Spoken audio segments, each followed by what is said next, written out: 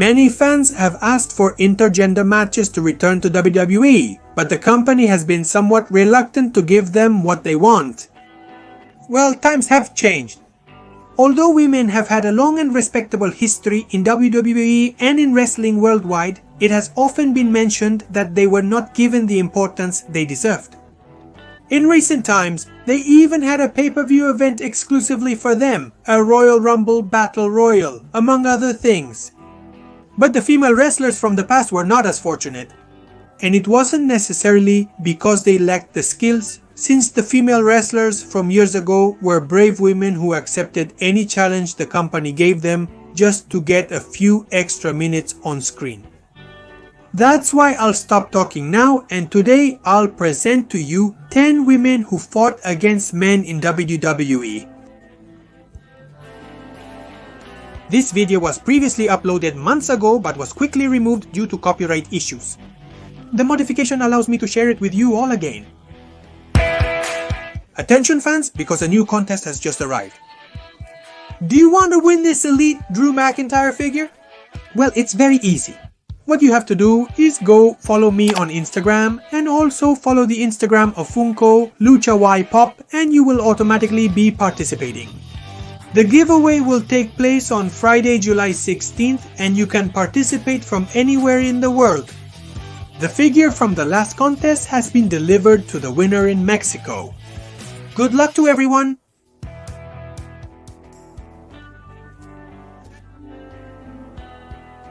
The ninth wonder of the world. Chyna had an instant impact when she first appeared on WWE screens. As Triple H's bodyguard, she remained silent for a long time. Her powerful physique spoke for itself. Triple H once said that Chyna could bench press more than he could at his peak. However, one of her major achievements is often downplayed. It's the night she captured the Intercontinental Championship from none other than former World Championship Wrestling World Champion Jeff Jarrett. Part of the reason why her title victory is rarely mentioned has to do with the fact that Jarrett didn't want to hand over the belt and demanded $100,000 as a bonus from WWE for him to give the title back. All of this happened because that day was Jeff Jarrett's last match for the company, since he was going to World Championship Wrestling. Number 9. Laurie Anderson. Andy Kaufman had a successful career on shows like Taxi, but he started to feel attracted to the world of professional wrestling. He came up with a pretty original character, where he would go on tour, give a lot of misogynistic speeches, and then challenge any woman who was at home cooking. And he would beat her in a wrestling match.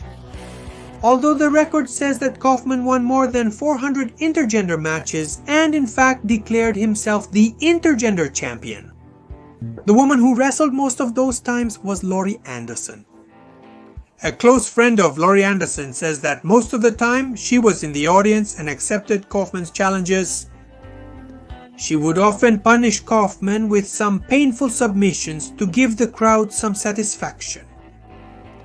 Before letting Kaufman get the upper hand and defeat her, Andy Kaufman would go on to feud with Jerry the King Lawler over time, but he remained a close friend of Laurie Anderson until his death. Number 8. Madusa. While many fans could understand why Alundra Blaze was frustrated with her role in WWE, it was a real shock when she chose to jump ship and join World Championship Wrestling. After all, even though she wasn't featured prominently on television, at least WWE had a women's division and World Championship Wrestling didn't have one. In a storyline created by World Championship Wrestling, they said that Madusa was hired to have a match with Haku as a form of punishment for complaining about the lack of a women's division backstage. And although Madusa certainly didn't back down even an inch, the outcome was never in doubt. Haku would quickly devastate Madusa, which was to be expected since he regularly devastated male opponents of much larger size. Although she was not successful in her match, many credited Madusa with a lot of courage. just for getting in the ring with one of the most legitimately feared men in wrestling history. Number 7. Maria Kanellis. Before the savagery of Samoa Joe, there was another unstoppable machine. This was a Samoan machine called Umaga.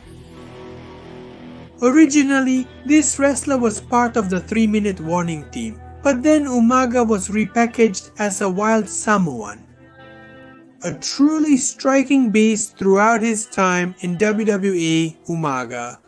He was built not only as a credible wrestling champion, but as an unstoppable monster who would often tear through everything in his path. Such was the case when Maria asked some tough questions during a backstage interview.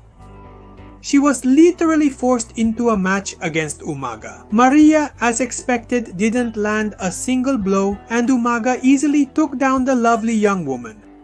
Perhaps the highlight of all this is that John Cena was there to save the day, although maybe a little bit late.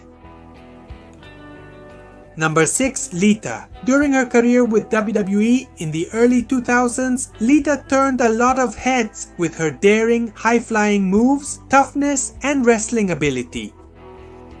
First, she spent time as the manager of Essa Rios, and then she was paired with the Hardy Boys to form the now well-known Team Extreme.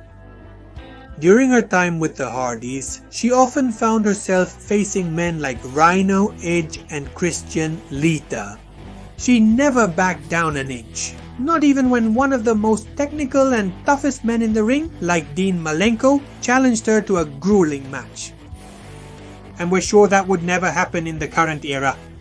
Since Dean Malenko would stalk Lita for weeks and even physically attack her during their fight, Lita actually fought Dean in a match. The fans were amazed that she could take control of her power and perform moves from the top rope, and still come back to fight again. This story isn't talked about much on television anymore, probably because it would be quite controversial in today's environment. But Lita certainly stood her ground against an international wrestling champion. Number 5. Molly Holly. Molly Holly had a stint in World Championship Wrestling. She really impressed the fans who watched her high-flying moves and her ability to mix it up with the male competitors. When she joined WWE, she was included in the Holly family team, which consisted of Crash Holly and Bob Hardcore Holly. Although they were together for quite some time, the team eventually broke up and Molly Holly ended up facing her cousin Crash. The match is widely remembered for being quite competitive and giving Molly Holly the chance to shine against an official wrestler, which many believe was underrated in its own right.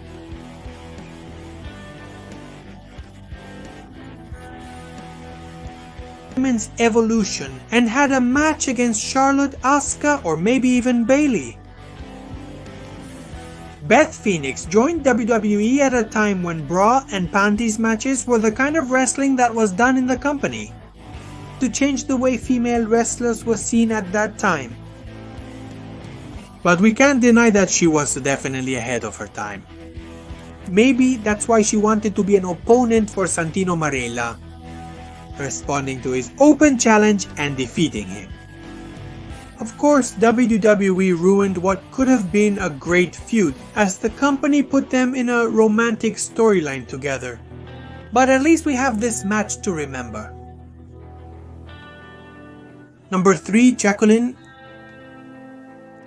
Besides Beth Phoenix, another woman who was way ahead of her time was Miss Texas, who became Jacqueline when she joined WWE. The former Southwest women's wrestling star finally made it to the big leagues, at a time when women's wrestling was largely filled, or used to excite the overwhelmingly male audience of the time. However, she would go on to have a reasonably memorable career, winning the Women's Championship and being a prominent part on WWE screens.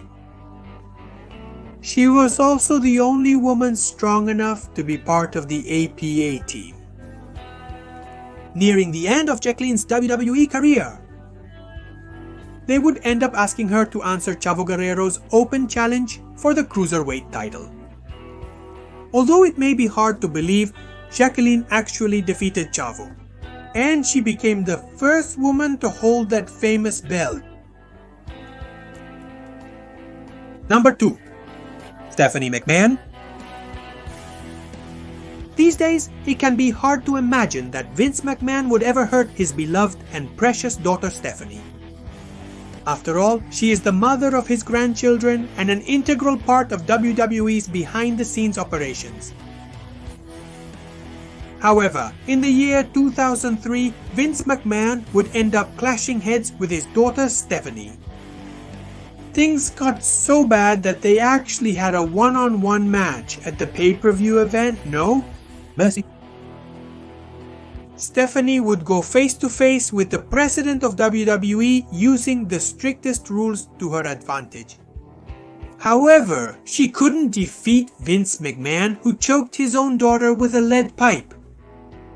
Even so, we must admire Stephanie's toughness and courage for accepting this fight. First of all, and secondly, for facing her father, who at that time had an impressive physique.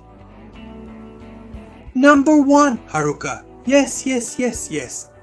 I know I said it was only about WWE, but I can't leave this incredible story out of this list.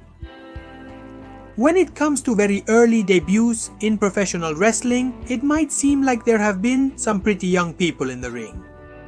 Randy Orton was only 19 years old when he joined WWE and became part of Evolution. Brock Lesnar was one of the youngest WWE World Champions of all time. Men like Pete Dunne and Roddy Piper lied about their age so they could enter the world of professional wrestling when they were teenagers. However, they all take a backseat to Haruka, a brave girl from Japan who, at just 9 years old, desperately wanted to be a professional wrestler. When the company DDT Pro Wrestling came to the boxing academy where she was training, Haruka was very discouraged because she wasn't chosen, even though she was just a little girl. In a very unusual move, the company DDT felt sorry for Haruka and offered her the chance to train and participate in a real wrestling match. However, there were few wrestlers willing to team up with a 9-year-old girl for fear that she would make them look weak. Only one man was prepared for that challenge. A promising talent known as Kenny Omega would train Haruka for weeks. And then they organized a match that, to be fair, was much better than the main event of WrestleMania 34.